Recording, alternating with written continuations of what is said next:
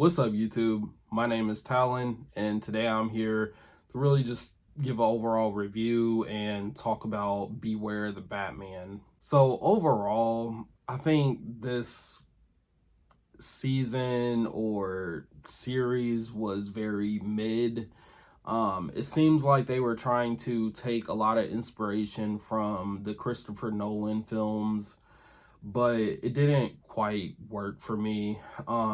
It was a modernized take on Batman, which is always cool to see, but if I'm watching a Batman cartoon, I like to see the more fantastical things. Now, I did have some fantastical elements in it because we did get Killer Croc in there, and there was a lot of setup for the future of this series, and I feel like this season or this series ended before it even started, because like I said, there's a lot of setup for what could happen in the future. Like the end of the season, we get the outsiders, and Batman is more willing to bring more people in. So eventually, maybe by season 3, he could have had a Bat family because Oracle slash Barbara Gordon, she was in this series.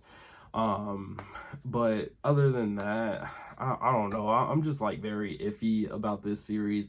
I don't think I would ever watch this series again. I really didn't like the Alfred in here. Now, more recently, they've started making Alfred a MI6 agent, and he has all this like training in the background and stuff, which is okay, but they kind of use that same story for the DCEU, and then they're currently using that same type of story for the Robert Pattinson Batman, and then I'm pretty sure there was a whole show called like Pennyworth that was based off of it. But this Alfred pretty much teaches both Deathstroke and our Batman like everything. And I don't know, like I'd rather my Bruce go around and train and learn under the League of Assassins, learn under Lady Shiva, people like that, the Tibetan monks. Like I don't know, just Alfred teaching him everything has always not like rubbed me the wrong way, but it's just like, I'd rather Bruce like leave for 5 to 6 years, go off, do nothing but training, and then come back to Gotham. But I don't know. This series was very, like there's a lot of times during this series where I was honestly just getting bored with it. I would say like there was nothing major that really happened that makes me want to come back and like rewatch that episode. Like it's not really a memorable season.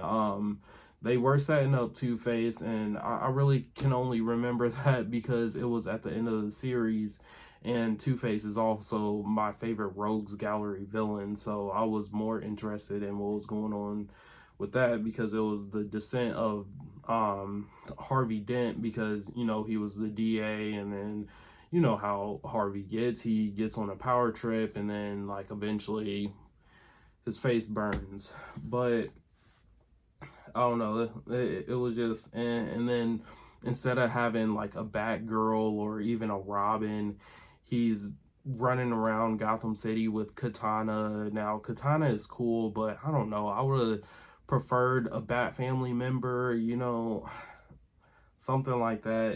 It's just, I feel like I have more complaints with this series than I actually enjoyed it. Like I would rather go back and watch Batman the animated series, Batman Beyond, of course, the Batman 2004, but so I can see why it was canceled, and then I can also see why a lot of people were not talking about this show back in 2013, 2014 when this show was originally coming out. I remember it advertising, and at the time I said it looked like a video game, and it kind of still reminds me of that because it's a 3D animation, and it's kind of like watching old PS3 graphics of like nothing but cutscenes. But I don't know, it's like I said, it's just not one of the top Batman cartoons. And usually like when it comes to Batman animation or like even DC animation period, it's always fire. But I don't know, they really missed the mark on this season or series or whatever. But like I said, I can see why it got canceled, and I don't really have too much other things to say about this. If you want to watch this series, it's of course on HBO Max. Give it a chance if you want to. If you're that bored like I was, I gave it a chance, and it took me longer than what it normally would because it's only 26 episodes, but I was so bored with it. Sometimes I would just stop watching it and then just watch something else. But you know, if you're willing to give it a shot, I say give it a shot. I would probably rank this at like a 5 out of 10. I've been thinking about watching Batman the Brave and the Bold. I've never seen that, but it seems interesting. It seems fun. I know a lot of people always talk about that. So I might watch that, but then again, I was never a fan of the Adam West Batman serialized series. So it looks like it's more similar to that, and I don't know if I can, you know, deal with that. So we'll see. I might watch an episode or two and, you know, go from there. So let me know in the comments what DC series you recommend, because I know there's like a Green Lantern series. I've never watched the Superman series, as far as it's something. It's like a recent one. It like My Everyday Life with Superman or something like that. I forget what it's called, but I know there's that one, and then Superman the animated series I had never watched.